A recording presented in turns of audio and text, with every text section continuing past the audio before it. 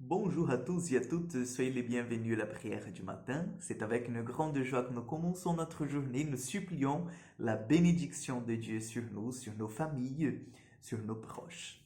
Au nom du Père, du Fils et du Saint-Esprit. Amen.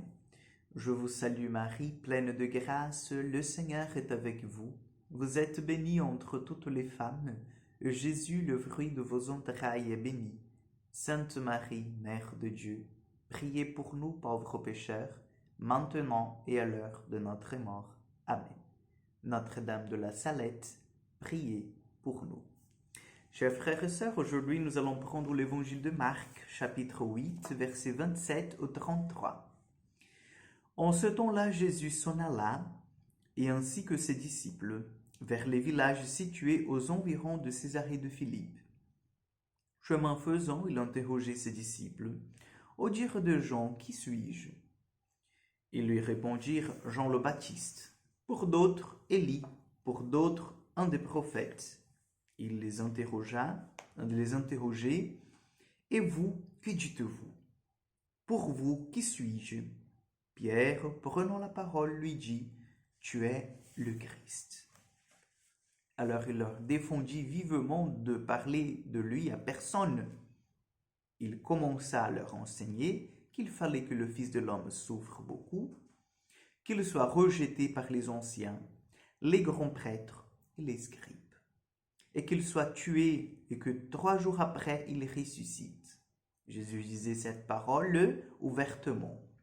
Pierre, le prenant à part, se mit à lui faire de vifs reproches. Mais Jésus se tourna et voyant ses disciples, il interpella vivement Pierre. Passe derrière moi, Satan. Tes pensées ne sont pas celles de Dieu, mais celles des hommes. Acclamons la parole de Dieu. Chers amis, 2 choses très importantes. La première, la question de Jésus, qui suis-je? Deuxième, cette annonce que Jésus devrait déjà souffrir, être livré, rejeté par les anciens et les grands prêtres, et qu'il soit tué, et puis après 3 jours, il allait ressusciter. Nous savons que nous sommes à la veille déjà du carême. Semaine prochaine, nous allons tous, comme Église de Dieu, vivre le mercredi de cendre, où nous allons nous reconnaître petits devant le Seigneur et devant nos frères et sœurs, en recevant sur nos fronts de la poussière, de la cendre. C'est justement cela que veut dire les cendres. C'est la poussière, c'est le sol, c'est de nous rappeler que nous ne sommes rien et que Dieu nous a tout donné.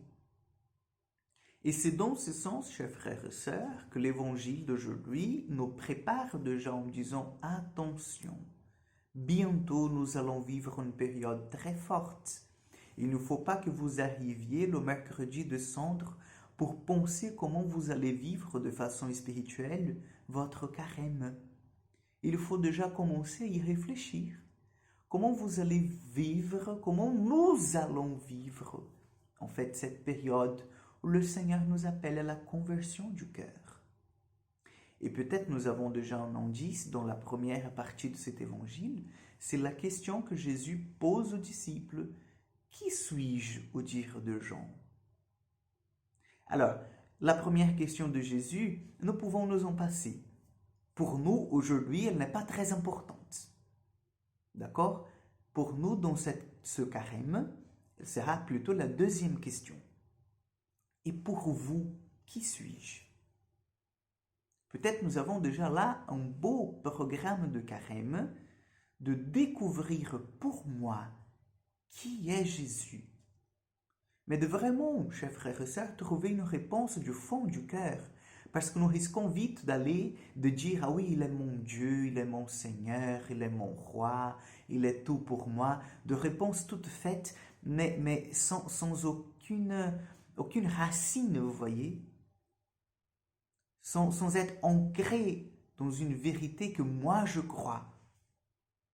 Parce qu'on dit, oui, il est mon Dieu et mon Seigneur, mais dès que la souffrance, l'épreuve vient chez nous, Donc, on oublie vite Jésus, ou sinon on se rappelle, mais pour se mettre en révolte, on se rebelle.